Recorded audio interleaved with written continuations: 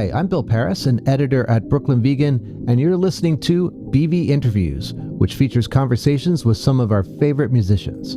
This week we've got Stefan and David Dewaele of Belgian dance rock great Soulwax, not to mention 2ManyDJs, Despacio and DEEWEE Records fame. Soulwax just released All Systems Are Lying, their first album in 7 years, and we talk about that and how it differed from their last two records. Our wide-ranging conversation also hit on their approach to remixes, interviewing Prince on Belgian television, what makes Belgian music different, the mid-'80s Belgian New Beat scene, Soulwax's infamous 2006 gig at Brooklyn Club Studio B, working with Marie Davidson on her new album City of Clowns, what DEEWEE Records has coming out soon, and lots more. If you follow 2ManyDJs on Instagram, you've probably seen Steph and Dave's Wall of Records, which is just one wall of a massive vinyl library they have at their DEEWEE building in Ghent, Belgium, where they called in from. We also got into it about how they keep all those records organized. It was very fun to talk to them, and I hope you enjoy listening too. Here's my conversation with Steph and Dave of Soulwax.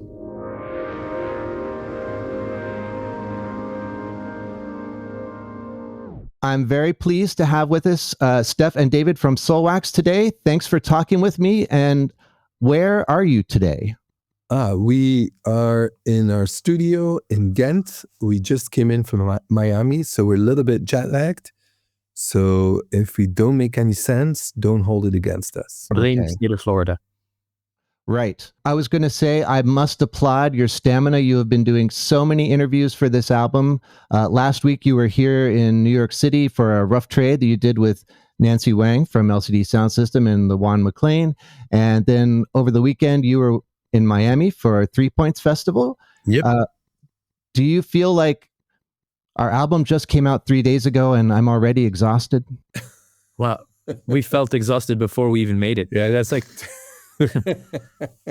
So yeah. Like you say stamina, but I think that this is the constant struggle in our life, is finding the balance between what is it we want to do, what is it we have to do, what is it we need to do, what is it we can do. Like these things are the constant like shift of like, particularly in this campaign, we didn't expect that there would be so much demand for people to talk to us about it. But we're happy, we're proud of the album, so we're happy to speak to people about it. I've seen so many interviews, but I haven't listened to any of them, just so it wouldn't spoil it for me. And hopefully, horrible. They're horrible. Yeah. We kept the best for you. We kept the best for you. Hopefully, I will have a couple questions that you haven't been asked before, but we'll see. Speaking of 3 Points, this is your second straight year. Last year, you were last-minute fill-ins for Massive Attack. Yeah. How much notice were you given for that? 5 days? Maybe 2 weeks. Was it 2 weeks? Yeah, maybe 2 weeks. But also, we'd been playing with the band, so everything was still... We just done a whole tour of Europe. So in a way, our band, they were very up for it. Mm-hmm. Even me, I guess it was the 1 year that, I think prior to that, every 3 Points we played as Despacio or like as DJs, and we were like, this is like 1 year we're not doing 3 Points. Mm-hmm. And we ended up going as a band. So I feel like Miami at this period, it's been part of my life now. Yeah, it's 4 years in a row. 4 years in a row that we go to Joe Crab. Joe Crab? Amazing. Yeah? Oh, Jesus, man. What is up? It's so good. What's the dish to get at Joe Crab? The crab. Okay, obviously. The crab. It's amazing. It's fresh. It's good. It's like full of... Dave actually doesn't eat seafood, so he's allergic to seafood. So it's really hard for him, but he would have, he'd love the crowd. Next time. Next time. How was your 3 Points experience this year? You went as 2ManyDJs, right? This was Despacio. This is Despacio. And we did a 2ManyDJs gig the night before the festival with Marie Davidson. No. Did it with Marie? She played before us, and then we did it back-to-back with Danny Days, who's from Miami. And then it was Despacio 3 days in a row with James. So where does the Despacio equipment live when you guys aren't having Despacio shows? When it's in America, it lives in New York.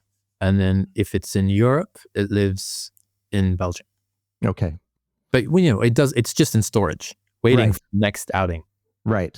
And basically you'll do it anytime that people will pay you enough to ship it and that sort of stuff, right? Not even pay enough Yeah. to ship it. It's like whenever the planets align that both James, Dave, and me have the time, then it has to be financially possible, because I don't think it makes financial sense sometimes. Mm-hmm. But it's also like we started this interview. In a way, it is also a bit of an excuse for all of us to hang out and to make our own little thing. Now it's not that anymore. Now it's become it's a real thing. Despacio, there's like bootleg merch, and there's people coming from all over the world for it. And in a way, we don't really talk about it amongst the three of us, but we also can't deny it. I'm trying to think, was it 2016 or 2017 when you did it at Knockdown Center?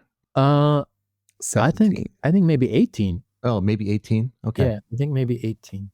Yeah, but it'd be nice to do it in New York again. I mean, so many people when we were doing the rough trade thing, they were asking us like, "Oh, please, can you bring it to New York?" And they reminded us that there was actually one, like there's 2 Despacios were booked that were canceled. Yeah, COVID. One was Knockdown and another one was in London. Mm-hmm. So we need to make up. We need to make up at some point. Speaking of being in Brooklyn, I saw you all, I've seen you a few times place at Soulwax, and one of them, it was here in one of the 5 boroughs, was easily one of the wildest, most fun, most bananas shows. I'm going to stop you. And Is it Studio B? It is Studio B. I was going to ask you if you knew where I was talking about. Yes. What do you remember from that Studio B show? So there's footage of this. I don't think we have it, but there's footage of. No, it's in the film. Is I put it in part of The Weekend Never Dies. So- It's a girl stripping. So the owner's girlfriend started stripping Oh, I remember. during the show, and I seem to remember it was like it might have been a coincidence, but it was timed accurately so that like certain things were revealed at certain points after a breakdown. It'd be like the build up, and then It's also very funny because I remember Steve, who's drumming. I think Steve was kind of like, he was like, "What the fuck?" And then he was like, "Oh yeah, let's do this. This is nice." yeah, She was like sitting on the edge of the stage, maybe like hugging like a monitor, and at a certain point, it became obvious that yeah, she was going to start like taking her clothes off, and Yeah. the place was already going. It was already like an insane show to begin with. yeah. So that was That's maybe the closest we've come to being Hawkwind. that was a memorable show for us as well. It's Studio B's always been the special one, and I think it might even have been Dave P organizing it. It was Dave. Yeah, I think Dave and Josh Mm-hmm. organized that. I think Michael Stipe was there. Oh, Yeah. that might make sense. Yeah. Yeah. Wow. Yeah. It was fun. It's fun. Good times. 2006, right? Yep. Yeah, almost 20 years ago. Yeah. Yep. And Look where Dave P is now. yeah.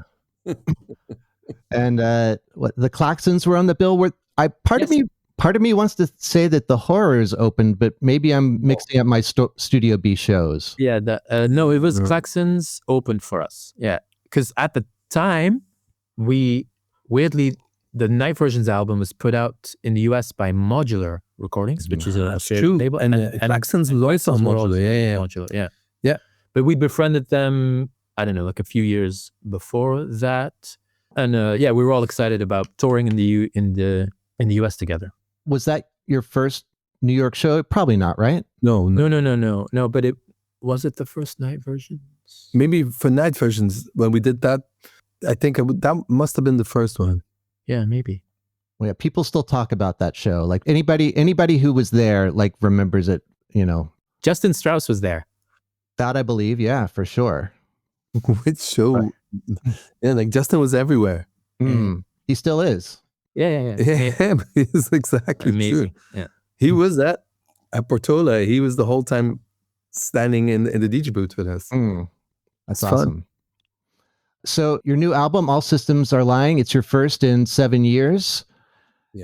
Not counting the synth record that you put out.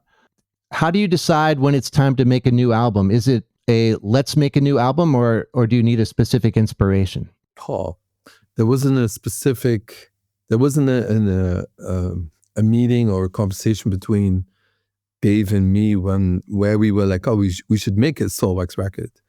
I do think what was happening was that the outside world was asking us to play live as Soulwax. And there was also, I think, us being producers or remixes or whatever we were doing, fashion shows, anything, was merely Dave and me producing other people's music or helping them out or co-write or whatever that is. And so there was a part in us that also wanted to see what we would come up with if we went back into the studio. And so it's a bit of both of those things. Like people going like, hey, could Soulwax play this festival? And we're like, yeah, but we don't have any new music. And what we ended up doing is then playing with the band live and trying out demos in between all the other projects. Because I think we also finished the Marie Davidson record. We've done like a lot. There's a lot of stuff that happened in those years. And so in this, it wasn't a clear-cut decision, but it was like all these forces made for us making music. First off, it was all piano music, very minimal, nothing, not like a Soulwax that you would want to, maybe you want to see in another place, but not in a festival. So we kind of had to like rearrange them a little bit or start. And so we started writing, I think, for the band, for the 3 drummers and everything. And that's a little bit how it started. I think one main motivation really was to do stuff for ourselves, not for other people. Yeah, exactly. And when did you start working on it? I'm gonna say 23, the second half of 23, because early 24 is when we started touring. Yeah, this so something like this. Yeah. And you've been playing some of these songs live, but well before the record was out, right? Yeah, we were. There's a couple of completely different versions of some of the songs that we were playing, and I'm in a way, it's kind of a little bit the history of us as a band or as DJs or as remixes. We are very fortunate that we get asked to do a live show without having a record. And people were very open-minded to us playing 7 new tracks that some of them didn't have lyrics still or were trying to figure that out. And in a way, it helped us out to then when we finally were working on them to go like, oh, we need to change it. And I think when we finished the record, a lot of the band was also like, what have you done to the song? It's like, what's going on? So in a way, it's a bit like when we do remixes or we do something else, we have an economy where we can try things out and instantly can help figure it out. From DEEWEE was recorded live, and how much of this record was a similar process? No, 0. Not at all. I mean, except for all the drums things of the drums. Like whenever there was something where it was 3 drums at the same time, we did record it with all 3 of them at the same time. But this the process of making this was so much less dogmatic or cerebral in a way that it wasn't like, oh, it needs to fit within these parameters. Yeah, so all those parameters were just like that wasn't something that we were concerned with. It was mainly just like what does the song need, and if that needs to be with Steph playing the drums because it's 4 p.m. and we can't get the drummer now and it needs to be sent in by 6 p.m. or something like those things. It was just more like this. It was more not as premeditated, not as thought out. It was just more like whatever's, except for the 3 drummers thing. Everything else is just more ad hoc, as in like, oh, whatever's working now. And it applies to a lot of things, because a lot of people ask us, why did you use this synth on this track? And we kind of have to say to them, well, there was just the one lying around, or the one that was working. Mm-hmm. I was going to ask, I mean, with From DEEWEE being recorded live on one take, and then Essential almost felt like a dare to yourselves, if there was any rules or constrictions or parameters, but this one was just sort of more free-flowing.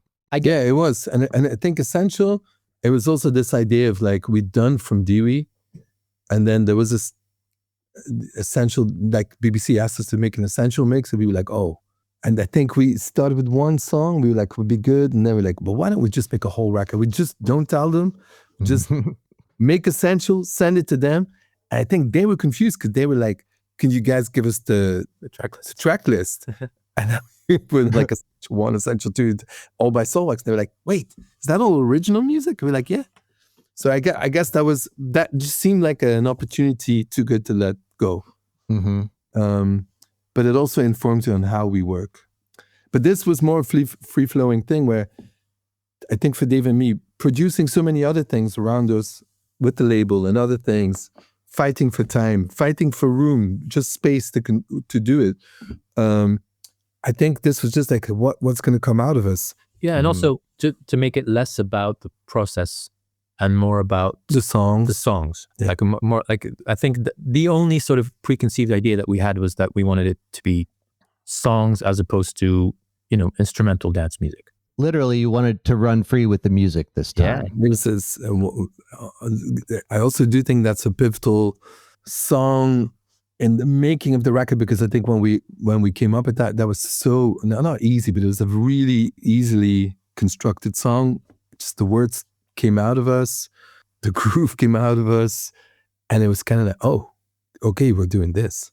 Was that one of the first songs you finished? Maybe, yeah. Yeah. Maybe, yeah. Or put it this way, like there were a bunch that were like in rotations, like Hot Like Sahara and Idiots in Love were songs that we'd written for the live band. But when we finished that one, we knew that we were so like, well, now we've got an album to make. And I think quickly after that, Give Me a Reason was another one that just came out of us, that we were like, oh, we're going to play this live. I think that's my favorite on the record. Oh, thank you. So those two, I think once we had those two, we had like the old ones, what we call old ones, but because we've been playing them, like Polaris and Hot Like Sahara and Idiots in Love, I think we kind of were like, okay, this is it. We're good. Now we can go nuts. Let's just try and make it into a whole thing. How do you know when an album is finished? You don't. Well, but you do. Okay, maybe the way that we do it, we set a mastering date, and then the minute we send it for mastering, that's it.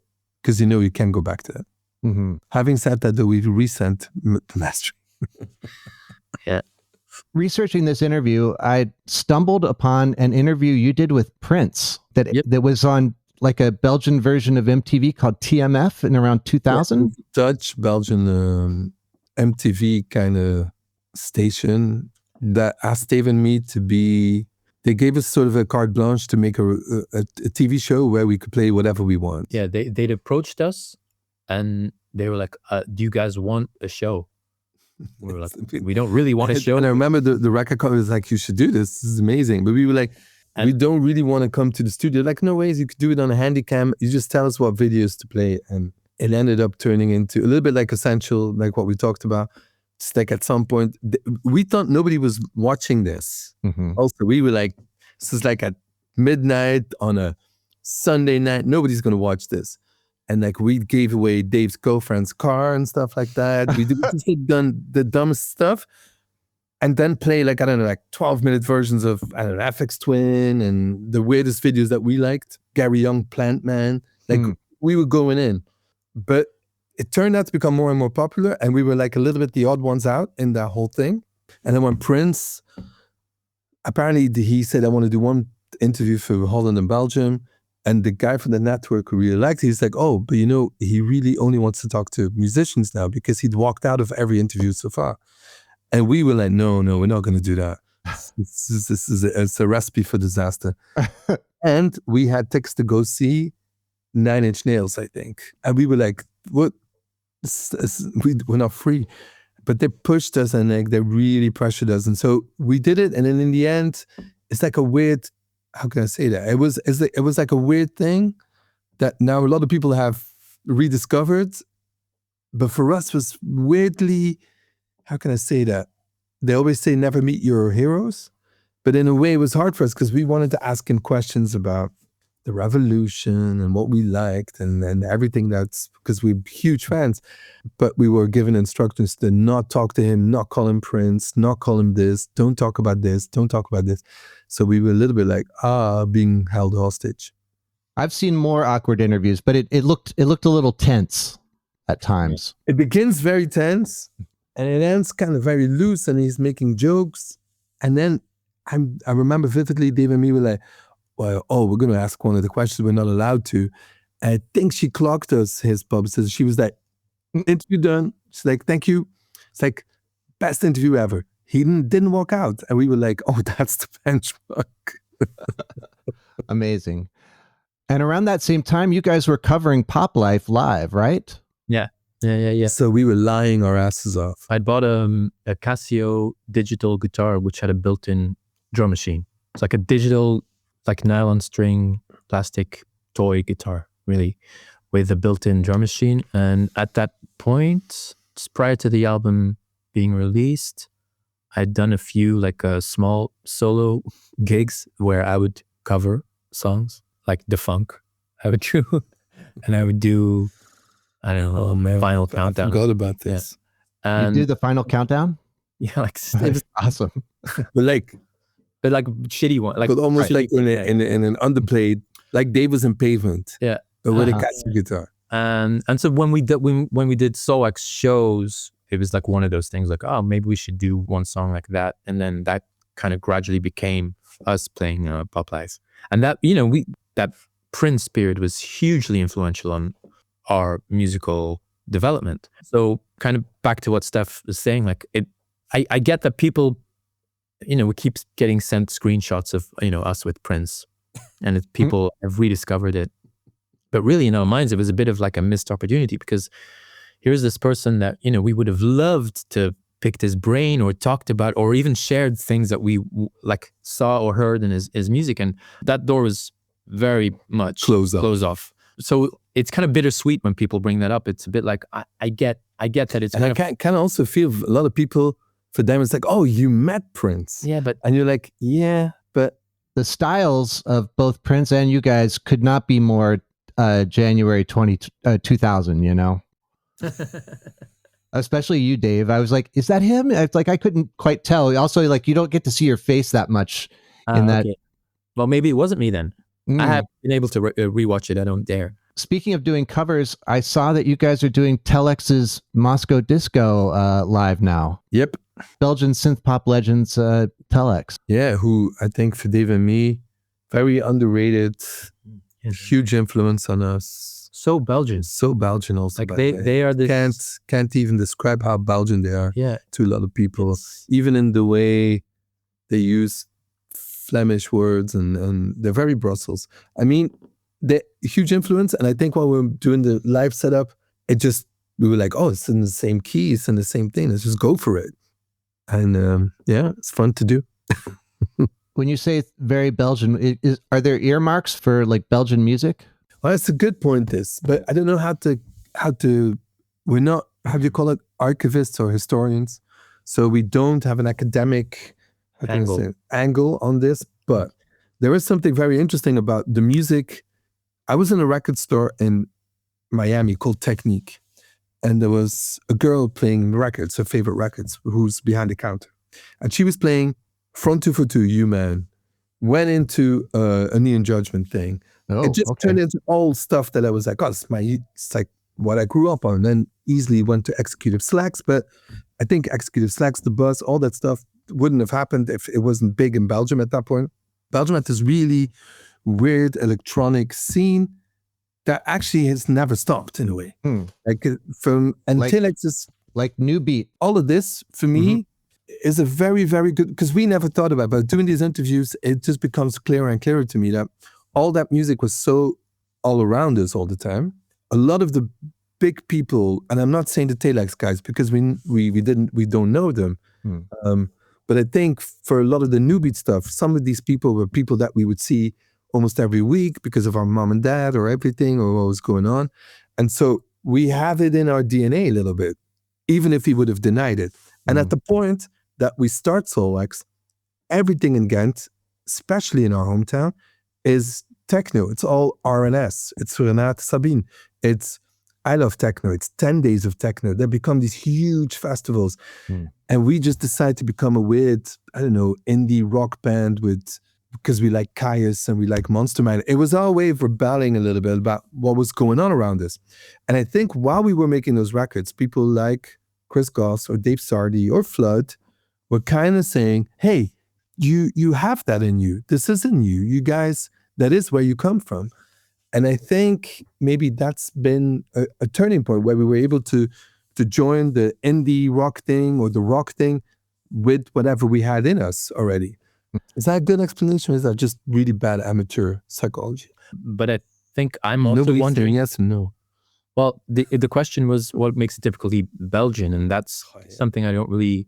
It's hard to understand, but it is definitely the kind of thing that we gravitate towards. Not just that when it's Belgian, but when it's like a different perspective on popular culture. Yeah. So whether it's Telex is maybe a good example of it because they're definitely seen as the Belgian Kraftwerk, if you will.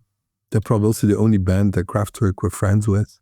Yeah, or I mean, even like if someone like Yellow in Switzerland, were it's a similar thing where that's the kind of thing no one in the UK would have made that music, right? Like and it's very true that Dave and me think that music that comes from countries that are trilingual, a bit like Canada or bilingual, but like we say, like Switzerland's 3 languages, right? Belgium is 3 languages.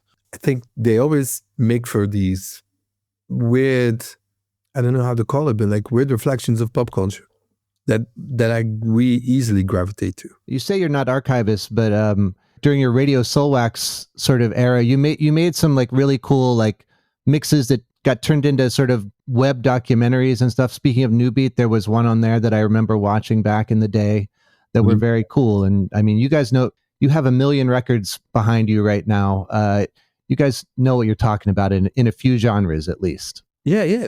Okay, but when I was saying that we're not archivists, I think we were trying to tell the story about New Beat, for instance, or a little bit about hardcore, but by slowing it down. And in a way, maybe it's a lesser known part of what we've done for a lot of people, but I think we're very proud of those mix hours where we did like an hour of New Beat and tried to explain why it was happening and what it meant. Or say hardcore where we slowed it down and got the kids, the real hardcore kids at that point who were still like being looked down upon. Now it's a very hip and trendy thing, but at that point we had to really persuade them to come and do it in front of a camera because they were like, look, people are just looking down upon us. They think this is the devil's music. Or even the hardcore hour that we did. I think it's something that we like doing, like. But to answer your question, we don't think of ourselves as historians or archivists because even those things, those Radio Soulwax hours, it's always kind of our interpretation of it. Like whereas we feel like there must be someone more intelligent who can make sense of it all. This is just what we feel. Like give us 1,000 reggae records, and these are the 20 or 30 ones that we think are good. That doesn't make us reggae historians, I do think that the Marie Davidson album has a strong New Beat influence to it. Yeah, it does. Yeah. Well, I mean, listen, there's something about that sort of that tempo and minimal electronic sound and feel. It's a bit punk as well, no? Sure, but there's something about it that is quite Belgian, like that we sometimes in the past have overlooked, as in like, everyone must think this is normal. And we've come to learn that like, no, it's a typical Belgian thing, and that's definitely in our DNA. So it must have siphoned. I think we're bad interviewees for this because we haven't figured it out ourselves yet. But it is something we love to play with and we feel very comfortable with. Yeah. But when I was saying in the beginning, when I was in the record store in Miami, I also wasn't surprised to see that for somebody who comes from Florida, it was also something that was easily accessible. And the links that she was making while playing those records, I was like, okay, cool.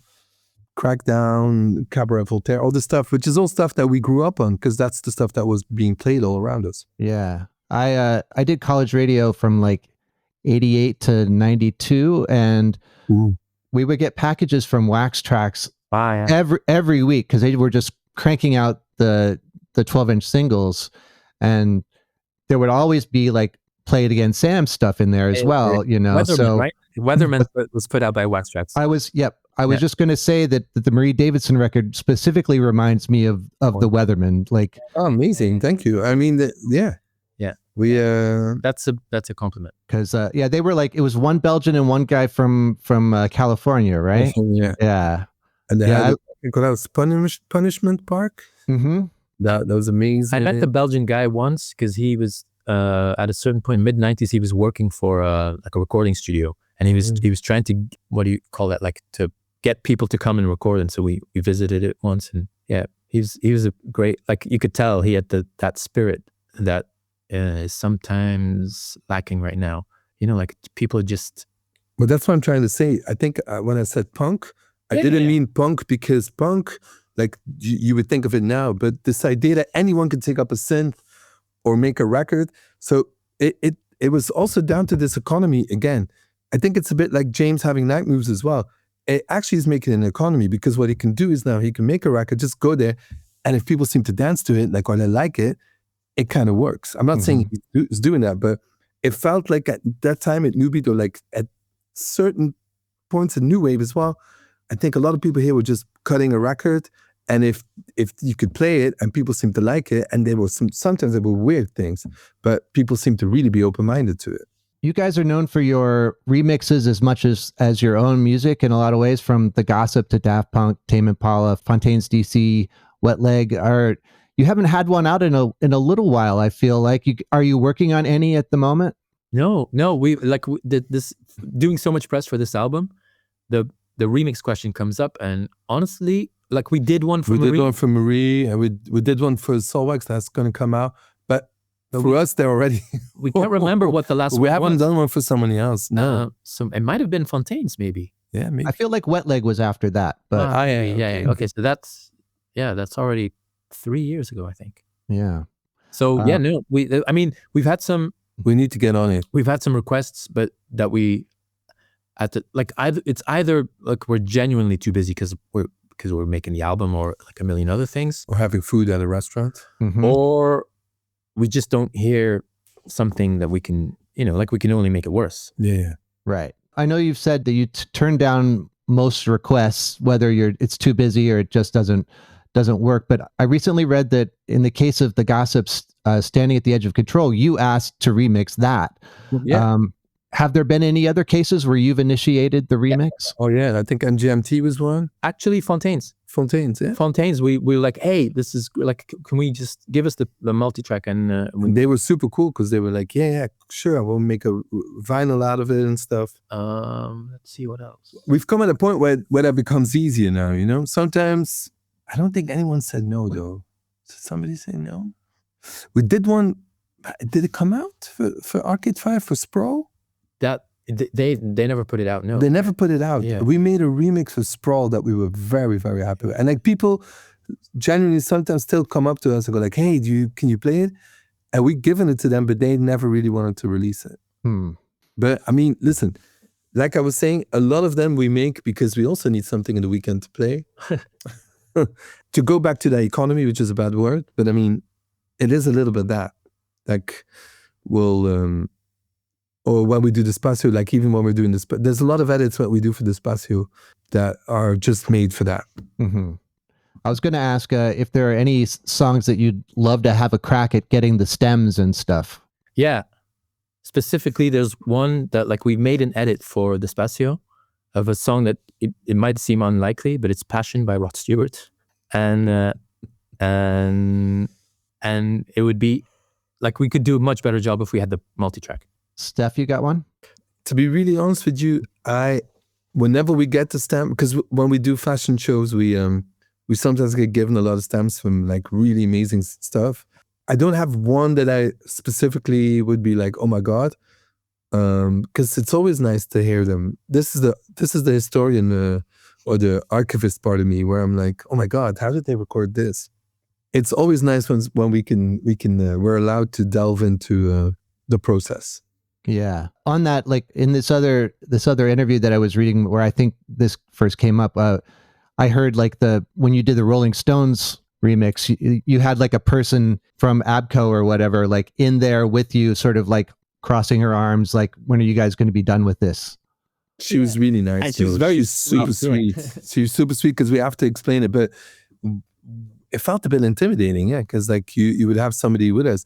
But I think she was kind of like, oh, you guys are doing this. I think it was more like, make sure they don't, I don't know, destroy the master tapes. Oh, okay.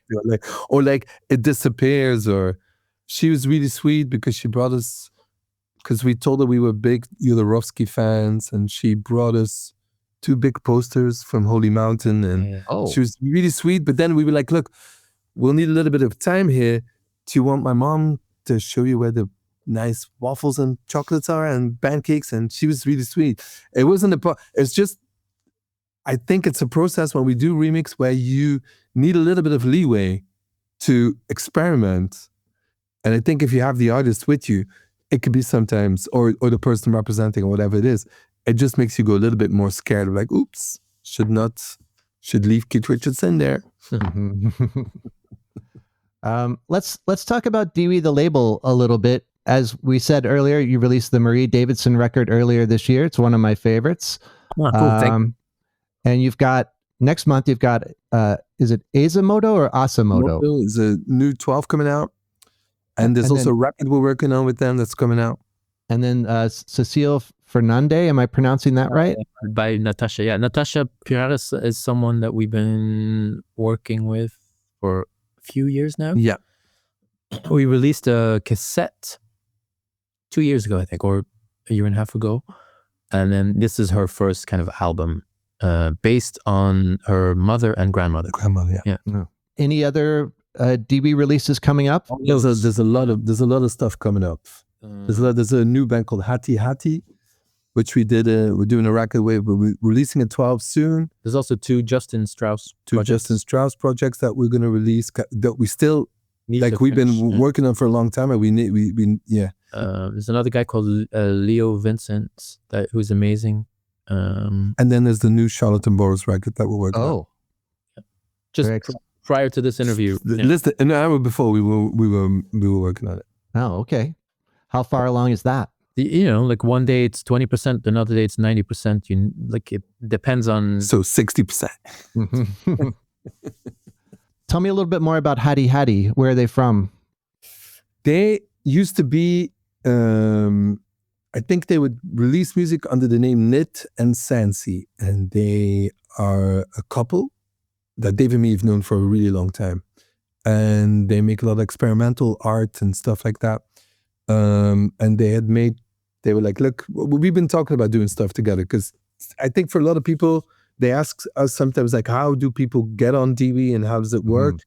And I think for us, it's become this thing where we kind of have to know the people so we can go a little bit deeper or have a little bit more, how do you say that? It can be awkward with people that you don't know, in a way. So in a way, if we know people already a little bit, it just helps it a little bit better. And these 2, Bart and Tanya, we've known them a long time. And they came to us and they said, we're going to do a new project. And they played us some stuff. And we were like, okay, we need to do work together. It's cool. And it's really weird. I have no idea how to explain what it sounds like, but it's good. Okay, I'll look out for that. Hey, I think you like it. It's futuristic. It's futuristic. Yeah. It's very, it shows their talent. What else does 2026 hold in store for Soulwax? Might we get a North American tour or at least a New York show? Might. See, we can't answer that question. Do we want to? Hell yeah. We would love to come to New York. We'd love to come play with the band. It has to happen, yeah. It has to happen. But I think just the planets have to align. It has to be financially, we also have to be able to do it. There's also like, in the band is Igor. There's like, we have 3 drummers. It's like we're not a small band in a way. But I mean, people are looking at it, so it would be amazing. It'd be amazing to do Despacio in New York if we can. Like any excuse. Be good if we could do Studio B again. Yeah. Well, unfortunately, Studio B is now a single person house. We could play in the house. Yeah, maybe it's to be fun. It's now like a $20 million like boutique home. Like it's got completely renovated. We definitely can play in the house. Yeah. Yeah. Yeah. Oh man. The owner was Polish, that I remember. Yeah, Studio B didn't last very long. It was only like maybe 3 years open, but Okay. you know, there was a year there where it was Pretty extremely memorable thing after memorable thing, you know, like it's gonna be seen as like the mud club of its era. Yeah. yeah, of the indie sleaze era, you know. Right now, maybe. Yeah. Wow. All right. I think that's about it, but I got a couple like questions that we just sort of ask at the end of the show. Sure. Cool. And off the top of your head question, can you name 5 records that you think everyone listening should own? And you guys can B2B it if you want, you know, go back and forth. Well, we mentioned Prince for Meat Parade. Like that's one I think everyone should own. Yeah. Maybe I think everyone should own the League Unlimited Orchestra, which is the remix album of Dare by the Human League. All right, I'm gonna go. It's taken a long time, Dave. Maybe Man Machine, Kraftwerk. Okay. I know these are obvious ones, but like it's the stuff that I think if you're an alien and you come to Earth, these are the records maybe that you should. Then you definitely have to listen to Low if you're an alien. We're talking Bowie. David Bowie, Low. Yeah. Okay. And one more. You can do it as a joint one or Dave, back to you. Joint one. No, Dave can do it. Then I think you should buy the 12-inch for Blue Monday. The biggest selling 12-inch of all time, apparently. Biggest loss-making 12-inch. Yeah, right. Yep. Because of the die-cut sleeve, right? Yeah. Yeah. And the other one, where it's getting towards the end of the year, you guys are both active music listeners. Do you have a contender for your album of the year? Dave, you answer first. I'm gonna have a look. I'm completely blanking. Okay. Completely? Yeah. Like completely blank. Like I can't think of any record I've ever heard in my life. I saw on like a Rough Trade video that you repping that Decius album. Oh yeah, hell yeah! But that almost feels like family. It feels like it should not be. Yeah. Damn. I guess in my mind, I think people always think of like Geese or something like this. Like that has to be the one, right? But yeah, like Decius, of course. That's basically there's a guy called Quinn Wally, and he's in Paranoid London. He's in Decius. He's kind of in Warm Doucher. He's in Paranoid London. Yeah, he's in Sworn Virgins that we put out. He's in a million projects, but almost all of them, everything he touches is gold. Yeah, we're his biggest fans. Yeah, we love him. But would that be album of the year? Yeah, maybe. Yeah, sure. Album of the year. Go for it. I go with it. It's good. You guys remixed a Warm Doucher song too, right? Yeah. Again, that was just because we love. Yeah, their family. Fucking love Clams. Love these guys. Think we're not as crazy as them, but we have a similar ethos to create chaos. And Steph, do you were like searching over there? Do you have a pick? No, because I was going through it a little bit, like what was my record of the year. But I'm sure there's something we're forgetting. There's something we're forgetting as well. Like I agree with Dave. Oh, I know. Marie Davidson out. Ow. I think that's fair. Yep. Yes. Marie Davidson. That's easy. Right, good job. I have one more question since these stacks of records. Is this the same stacks where sometimes you make like patterns and put that up on your Instagram? Yeah. Oh, holy cow. Yeah. But it's our album now. Right. Yeah. Let's put the album up because that was the box. But how are these organized? All right. So most of the records here are organized in a system that was a system that we started like when we first built the building by somebody. But now, so what happens is every record that comes in goes into sort of a database that we have, a digital database, and it says what it's on the sleeve and everything. And that's how we started making the walls. But we haven't done the walls in a long time, which doesn't say that we don't want to do it again, but we were thinking about making a book about them. Because we've because we have so much time on our hands. Yeah. It's like what else? Yeah. Have you run out of room? Yes.